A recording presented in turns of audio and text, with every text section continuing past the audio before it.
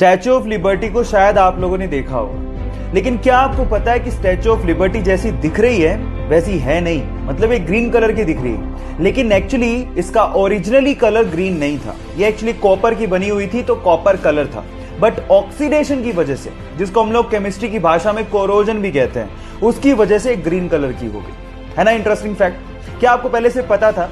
नहीं पता था तो चैट में जरूर लिखेगा। लॉकडाउन की वजह से आज तो सारे दिन संडे के जैसे लगते हैं, लेकिन जरा अपने ऑफिस के दिन याद करिए जब आप ऑफिस जाते थे। तब 6 दिन की कड़ी मेहनत के बाद अगर संडे नहीं आता तो क्या हालत होती है आपकी। पर सवाल यह है कि संडे की छुट्टी इंडिया में लाया कौन? किसने कहा कि संडे की छुट्टी होनी चाहिए? मैं आपको बताता हूं।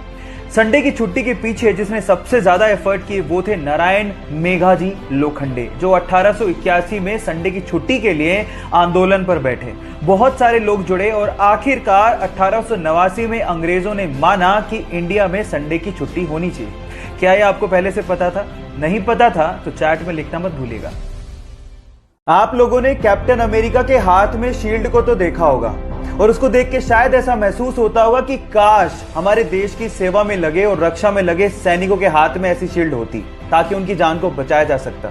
देखो, बाकी देशों का तो पता नहीं, लेकिन जापान ने अपने सैनिकों की रक्षा के लिए इससे भी ज्यादा एडवांस शील्ड बना ली है, जो कि मात्र 3 सेकंड में खोली जा सकती है। इनफैक्ट उसमें आर्टिफिशियल इंटेलिजेंस का इस्तेमाल भी किया गया है, जिससे अगर मान लो किसी ने बंदूक तान दी तो 3 सेकंड में वो अपने आप खुल जाती है ना गजब की बात। क्या आपको बात पहले से पता थी? नहीं पता थी तो चैट सेक्शन में लिखना मत भूलिएगा।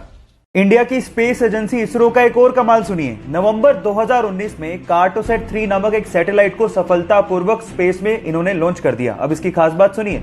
509 किलोमीटर की ऊंचाई से लेकर 10 इंच तक की ऊंचाई की साफ तस्वीरें ये इसरो को भेज सकता है। मतलब आपकी कलाई की घड़ी में कितना बजा है, इसकी साफ तस्वीर ये इसरो को भेज सकता है। और आज से पहले तक किसी भी देश ने इतना ताकतवर कैमरा कभी लॉन्च ही नहीं किया है। इसरो ने हमेशा हमारे सर को फक्र से ऊंचा किया है, इसलिए उनके लिए 1 लाइक तो बनता है। गाइस, हम लोग फ्यूचर में पानी पिएंगे नहीं, खाएंगे। हो गए ना हैरान? बट ये बात सच है। एक्चुअली प्लास्टिक की बोतल्स का पानी हमारे शरीर को बहुत ज्यादा नुकसान करता है। इसी के लिए हमारे डॉक्टर्स ने वाटर के छोटे छोटे से कैप्सूल बनाए हैं। अब इन छोटे छोटे से कैप्सूल को अपने मुंह में रखो, ये मुंह में बस्ट होंगे और आपके पानी की पूर्ति हो जाएगी। इन्हें ओहो कैप के नाम से जाना जाता है। बस इसके ऊपर की लेयर उतारो, अपने मुंह में रखो और हो गया। इस वंडरफुल डिस्कवरी के लिए 1 लाइक तो बनता है। कोरोना के चक्कर में एक चीज सबने छोड़ दी और वो है हैंडशेक। पर क्या आपको पता है कि हैंडशेक सबसे पहले किसने और क्यों इस्तेमाल किया? मैं आपको बताता हूं। ये एक पीस जेस्चर है जिसको ग्रीक में सबसे पहले इस्तेमाल किया गया ताकि ये पता लगाया जा सके कि सामने वाले के हाथ में कोई वेपन तो नहीं है। साथ ही साथ हाथ मिलाते समय उसे शेक भी किया जाता है ताकि ये भी पता लगाया जा सके कि उसके स्लीव्स में तो कोई वेपन नहीं है। क्या आपको ये बात पता थी? और अगर नहीं पता थी तो चैट में लिखना मत भूलिएगा।